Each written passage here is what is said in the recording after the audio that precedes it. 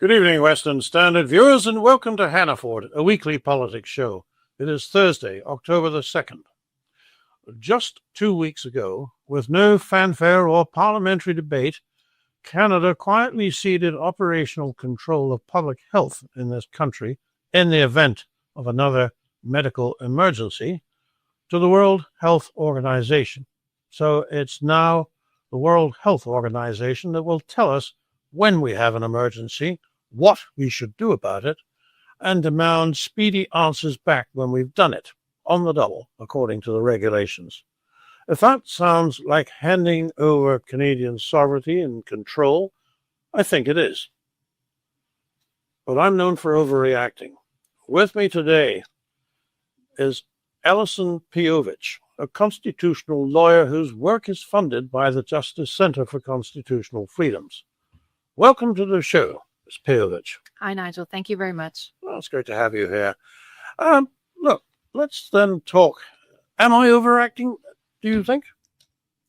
No, I mean, when we went through COVID, that was a big shock for most of the world, and certainly for many Canadians, for what happened and a lot of what occurred in this country through governmental action was really looking to the WHO and what they were telling countries to do.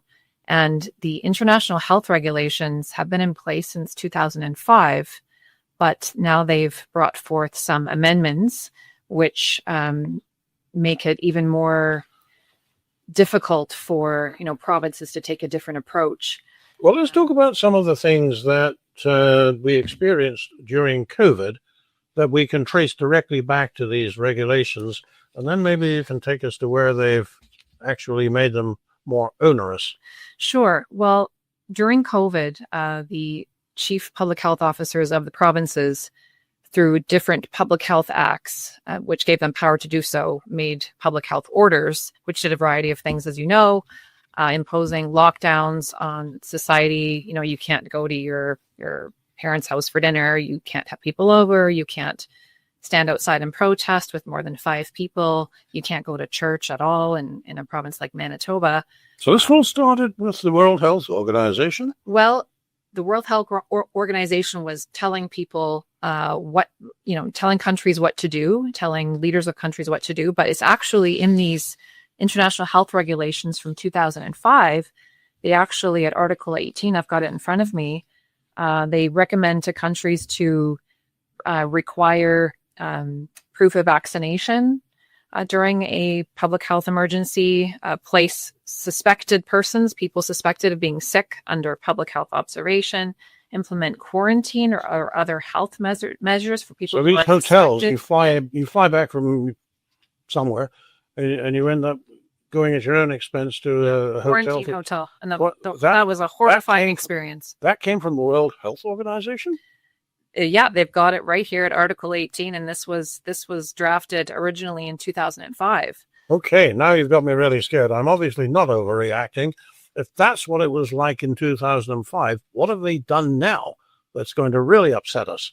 Right. So they've made some amendments last year, and Canada has agreed to them.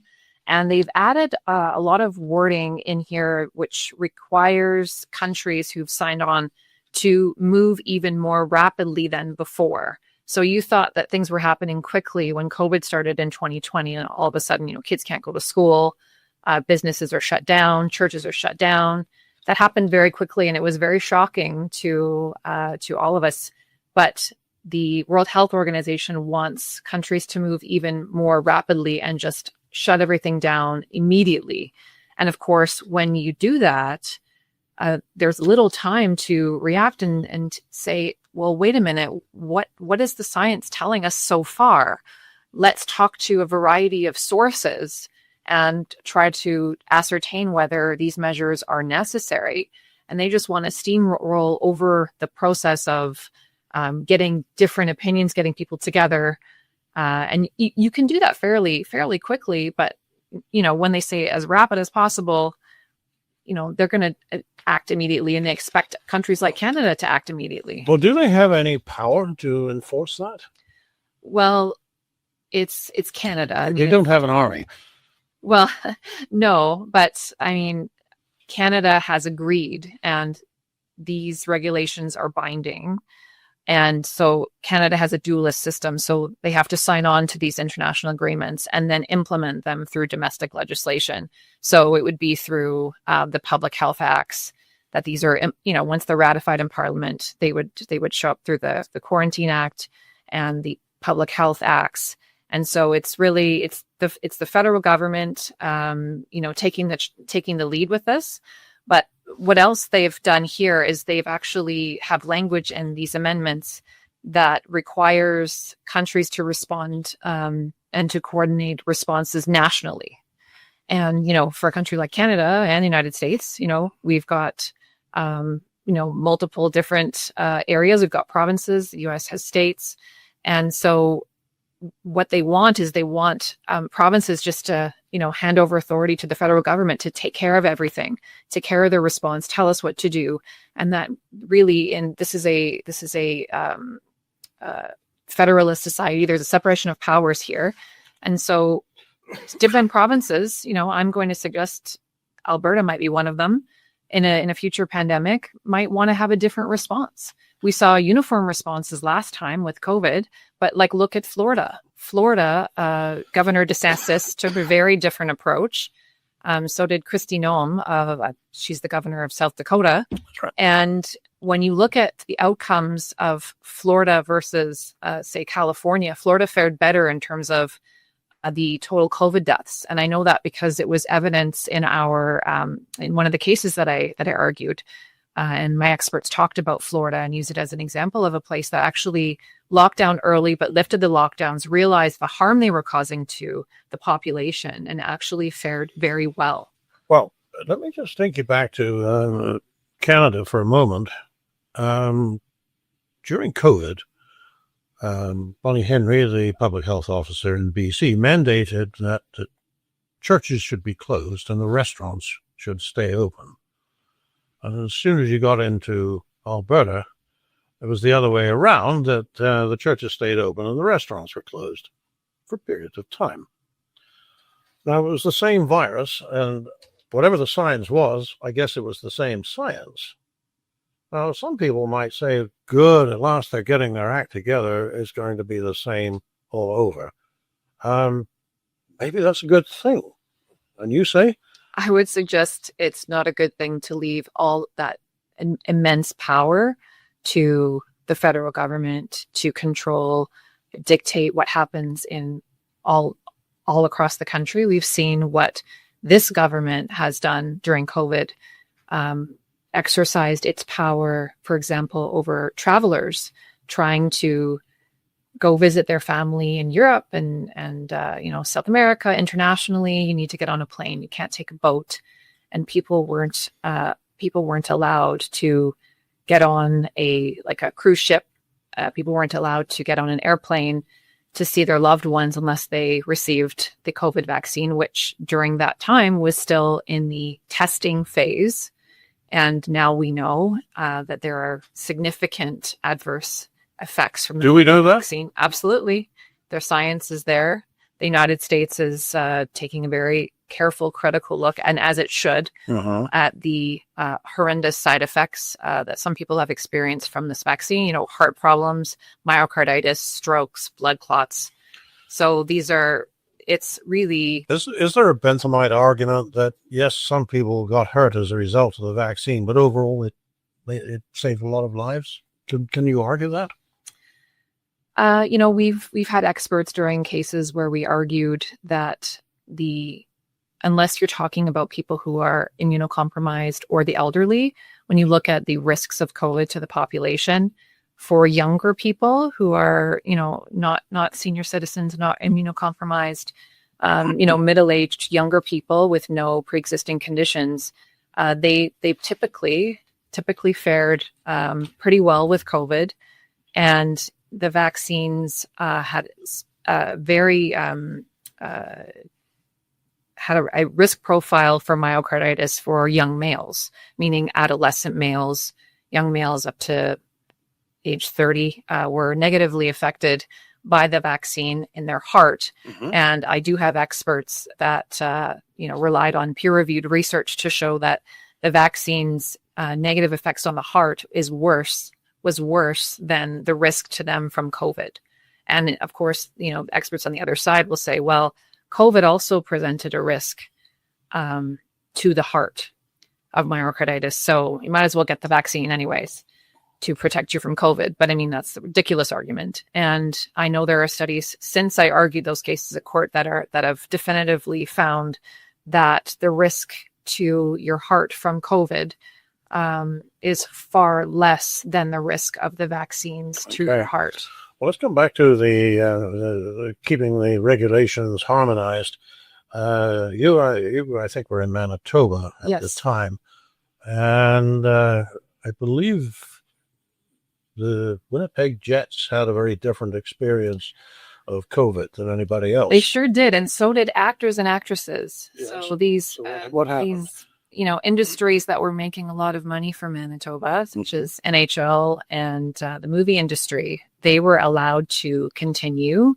The Winnipeg Jets were allowed to practice inside with their coaches, teammates, whoever needed to be there at the Winnipeg True North Center, still live there. They were allowed to continue. They were allowed to play against opposing teams. And as you know, if you watch hockey, I'm sure you've seen a hockey game or two, these guys get roughed with each other. They get their faces smashed up against each other. And that was just fine. That was safe. And it was fine. But it was also safe to act in a scene in a movie in Manitoba inside where you are doing, intimate things with another actor as part of the scene, or, getting into fistfights and rolling around, brawling as part of if it was a violent movie, that was okay.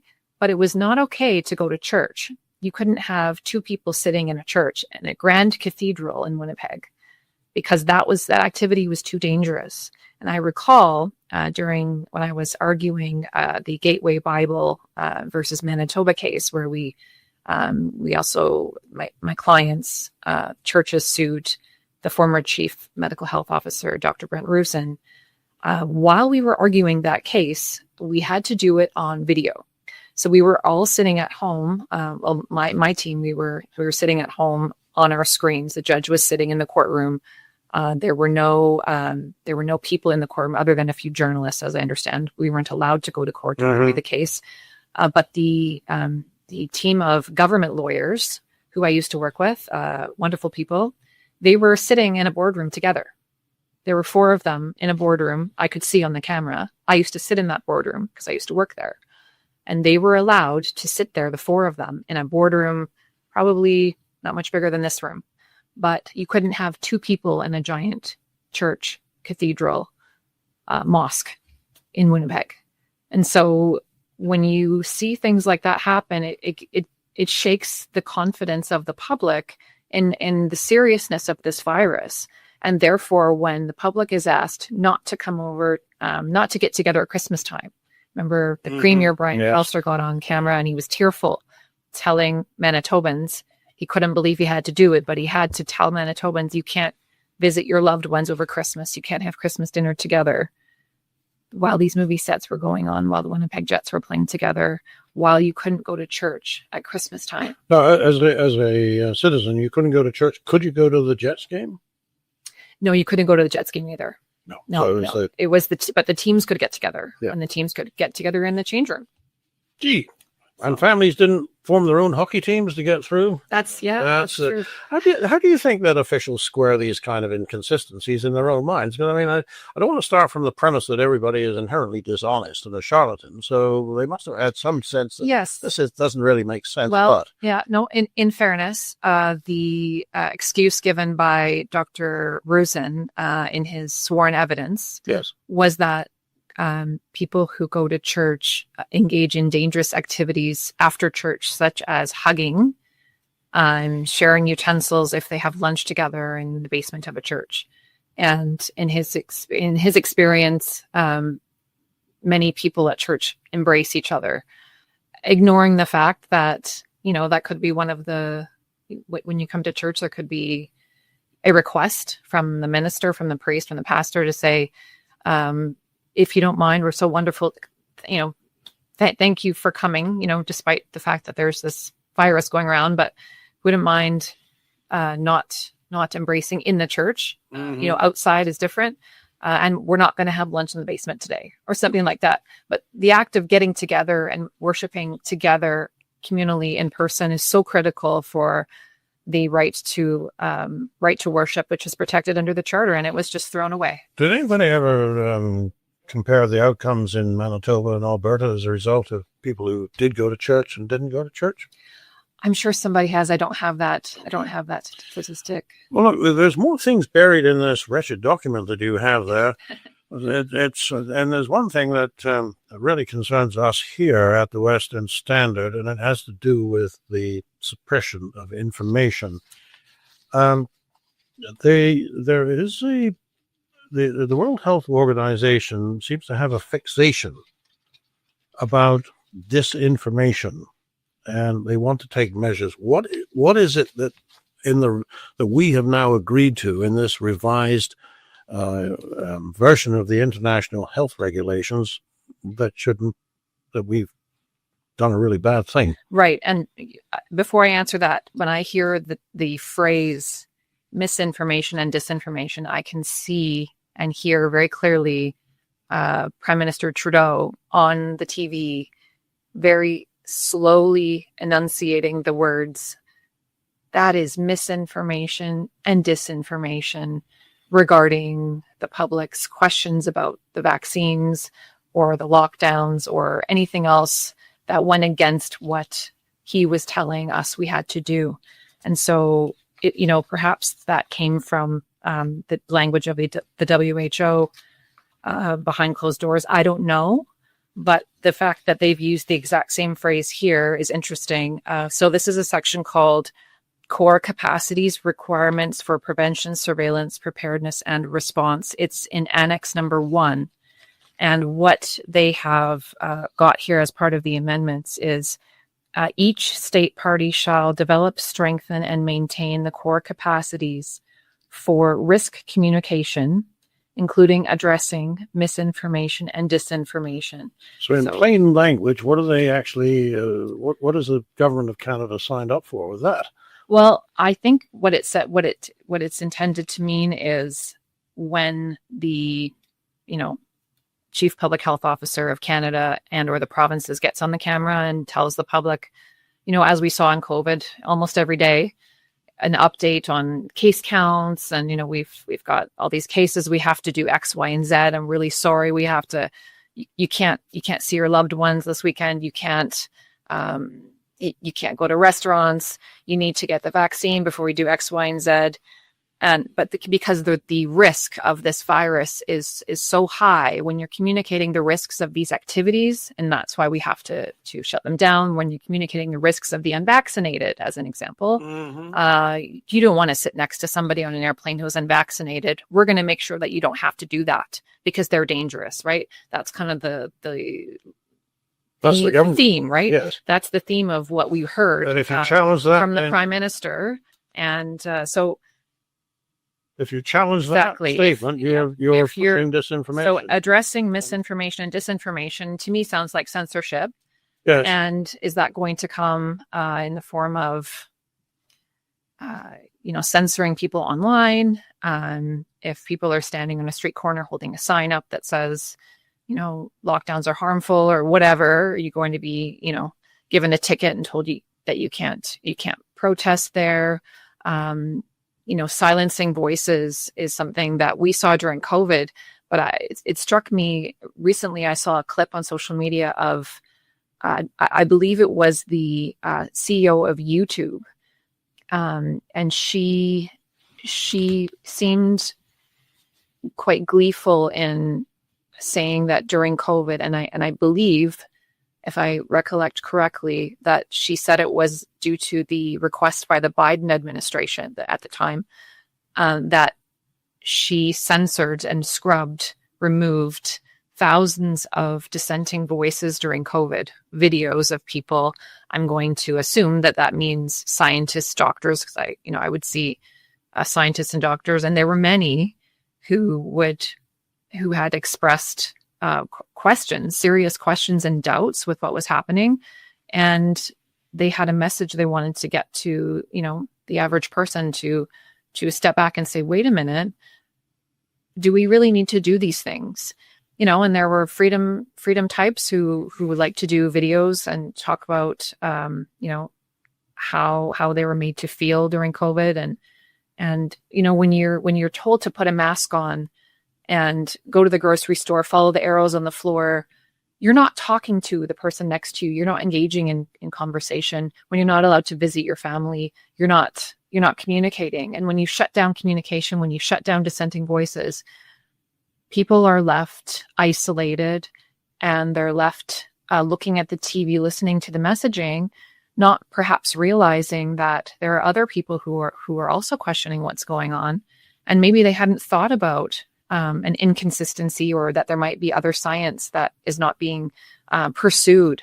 And, the science is not, a dictator saying this is the way it is. It's a discussion and debate.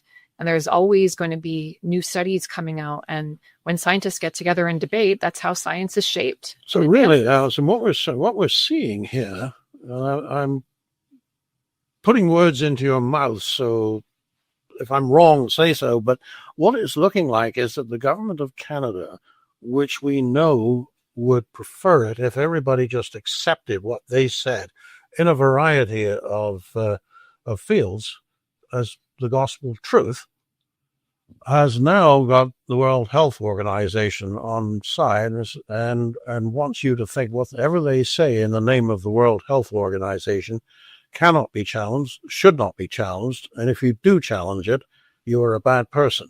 Is that sort of what's happening here? Yes, Prime Minister Trudeau did say those things. Maybe He said, yes, if you haven't vaccinated, it was so odd because it doesn't make any sense. An unvaccinated person is also misogynist and racist and takes up too much space. That's what he said. So, yeah, I mean... Okay, so it is actually a fairly black outlook.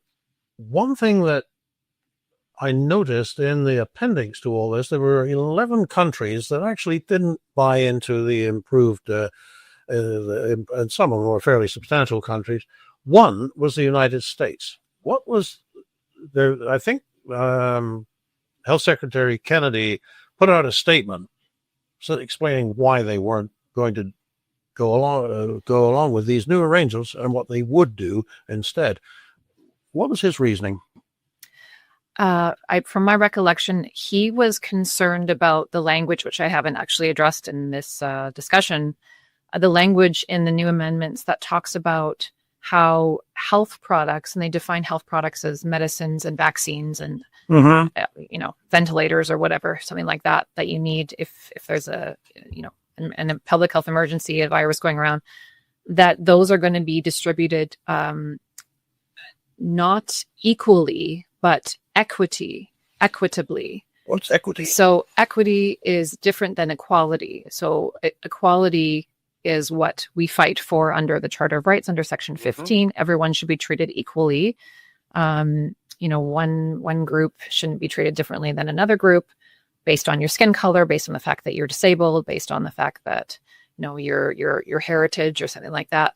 But equity is putting one group ahead of another could be a variety of reasons.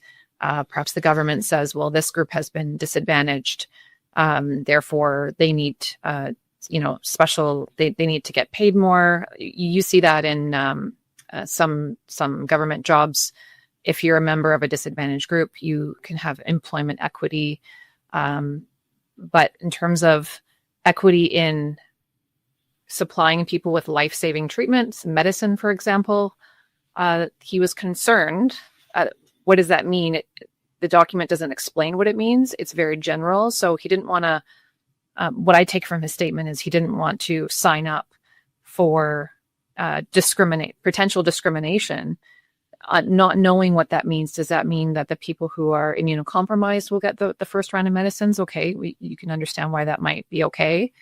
But does that mean that a certain racial group, a certain religious group, a certain, minority group will be singled out and offered the first round of medicine. Well, it probably does. So yeah, that's So- concerning. So that's, I think that was one of his main concerns. I think he was also concerned with the speed at which the World Health Organization wants countries to respond, instead of slowing it down a little bit. I mean, you can only slow it down so much when you're faced with an incoming virus, but when they want things to go so fast, as I said before, there's really little room for any dissenting opinion, and gathering the science and sitting down and discussing and also debating as part of what we do. Therein is democracy. the problem. That's Yeah. how this doesn't fit our democratic That's right. way of. I could go on for a long time, but we only have 20 minutes, so I think we've even roared past that. But I do want to thank you for coming into the John Galt studio here at the Western Standard, talking to us about these things. I know that this story is not over, because pandemics and epidemics keep coming around. We're going to have to deal with this at the next time around, right? Absolutely. Okay. Thank you, Ms. Pejovic, for coming. Thanks, Nigel. For the Western Standard, I'm Nigel Hannaford.